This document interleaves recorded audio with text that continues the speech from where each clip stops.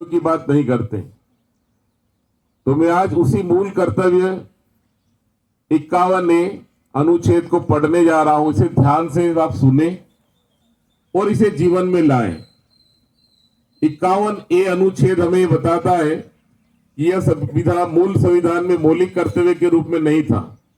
1976 में इसको जोड़ा गया और जोड़ने के पीछे उद्देश्य यह था कि प्रत्येक नागरिक जो इस राष्ट्र का है वो कुछ जिम्मेदारी के साथ अपने कार्य करे।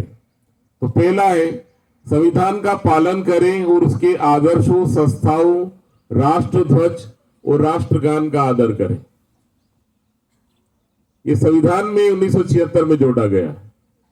स्वतंत्रता के लिए हमारे राष्ट्रीय आंदोलन को प्रेरित करने वाली उच्च आदर्शों को हृदय में संजोए रखें और उनका पालन करें। यानी समय समय पर हमें याद करना है कि हमें स्वतंत्रता ऐसे ही नहीं मिली है, उसके लिए बहुत लंबी लड़ाई लड़ी गई है। हमारे कुछ आदर्श थे उनको लड़ने के लिए, चाहे वो गांधी के अहिंसावादी हो, चाहे भगत सिंह जैसे समूह के हिंसावादी हो। उद्देश्य राष्ट्र को आजादी दिलाना था। तीसरा है भारत की प्रभुता, एकता और अखंडता की रक्षा करें और उसे अक्षुण्ण बनाए रखें। चौथा है देश की रक्षा करें और आह्वान किए जाने पर राष्ट्र की सेवा करें। राष्ट्र की सेवा का यह मतलब नहीं कि आपको कहीं सेना में भेजा जा रहा है। अपने आसपास, अपने समाज में, अपने परिवेश में जहां पर भी हम रहते हैं उसके साफ सुथरा रखें। हम इस बात का ध्यान रखें कि सफाई हमारी पहली प्राथमिकता होना चाहिए। कई बार आपको विद्यालय में बात बार बार बताए जाने के बाद भी आप इसका ध्यान नहीं रखते। तो राष्ट्र की सेवा के लिए पहले हम अपने परिवेश को ही साफ कर लें। अगला है भारत के सभी लोगों में समरसता और समान भ्रातृत्व की भावना का निर्माण करें, जो धर्म, भाषा और प्रदेश या वर्ग पर आधारित सभी भेदभाव से परे हो। ऐसी प्रथाओं का त्याग करें जो स्त्रियों के सम्मान के विरुद्ध। तो ऐसे कोई भी हमारे ट्रेडिशन है, ऐसी कोई भी हमारी प्रथाएं हैं, उन सब का हमको त्याग करना है। धर्म, भाषा, जाति के आधार पर लड़ना नहीं है, क्योंकि हमारे देश की जो सबसे बड़ी विशेषता है वो अनेकता में एकता ही है।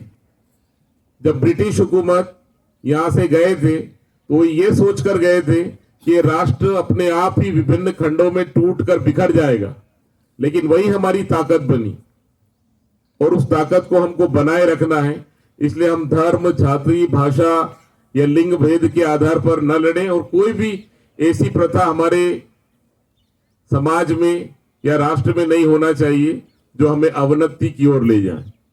अगला है हमारी सांस्कृतिक संस्कृति की गौरवशाली परंपरा को समझें और उसका परिरक्षण करें, जो कि आज की युवा पीढ़ी में इसका बहुत ही ह्रास देखने को मिल रहा है। हम अपनी गौरवशाली परंपरा को भूलकर पाश्चात्य संस्कृति की ओर बढ़ रहे हैं। इस पर हमको अपने आप को सोचना होगा, इस पर रोक लगानी होगी। प्राकृतिक पर्यावरण की, जिसके अंतर्गत वन, झील, नदी और वन्य जीव है, रक्षा करें और उसका समर्थन करें तथा प्राणी मात्र के प्रति दया भाव रखें। आसपास का पर्यावरण, हमारे पेड़ पौधे, जो हमें जीव जंतु, जिनसे हमारा ये पूरा एक इकोसिस्टम चलता है, इसको हमको बनाए रखने के लिए आपसी सद्भाव बना रहे। ये भी हमसे उतना ही प्रेम चाहते हैं जितना हम इन्हें करना चाहते हैं। इसलिए पेड़ों के प्रति, वन्य जीवों के प्रति, झीलों के प्रति, नदियों के प्रति, हमारे देश में ही सबसे ज्यादा जो गंदगी देखने को मिलती है वो नदियों में ही देखने को मिलती है। हम कहीं अपने ऐसे कस्टम का वैज्ञानिक दृष्टिकोण, मानववाद और ज्ञानार्जन तथा सुधार की भावना का विकास करें। हमारी जो सोच है वो साइंटिफिक हो, वैज्ञानिक हो। हम अंधविश्वास, कुरीतियां, पाखंड जो कई जगह आज भी देखने को मिलता है, उसका हमको त्याग करना है और विज्ञान की ओर बढ़ते हुए अपने राष्ट्र को उत्तरोत्तर विकास की ओर ले जाना है। सार्वजनिक संपत्ति को सुरक्षित रखें और हिंसा से दूर रहें। सार्वजनिक संपत्ति क्या है? जहां आज हम खड़े हैं, जहां आज हम रहते हैं, स्कूल है, अस्पताल है, सड़क है, इन सबको सुरक्षित रखने का दायित्व हमारा है। ये जो संस्कार है ये स्कूली जीवन में ही हमें विकसित करना चाहिए। हम अपनी स्कूल बिल्डिंग के प्रति अगर प्रेम न करें, हम डॉर्मेट्री के प्रति प्रेम न करें, वहां गंदगी फैलाएं, कहीं पर उसको क्षति पहुंचाएं, स्वाभाविक है हम अपने कर्तव्यों से कहीं न कहीं मुंह मोड़ रहे हैं। अंतिम में व्यक्तिगत और सामूहिक गतिविधियों के सभी क्षेत्रों में उत्कर्ष की ओर बढ़ने का सतत प्रयास करें, जिससे राष्ट्र निरंतर बढ़ते हुए प्रयत्न और उपलब्धि की नई ऊंचाइयों को छू ले। ये मूल कर्तव्य जो है इसका अंत में यही है कि इन सब का उद्देश्य यही है कि हम अपने देश का, अपना खुद का विकास करें और हम भी शक्तिशाली राष्ट्रों में हमारी भी गणना हो। तो प्यारे बच्चों, आज ये जो रिपब्लिक डे, गणतंत्र दिवस मनाने के लिए हम यहाँ एकत्रित हुए हैं, इसकी मूल भावना को हमको समझना होगा, इसके अंतर्मन में जाना होगा, तभी सही मायने में हम आज का ये गणतंत्र दिवस मना पाएंगे।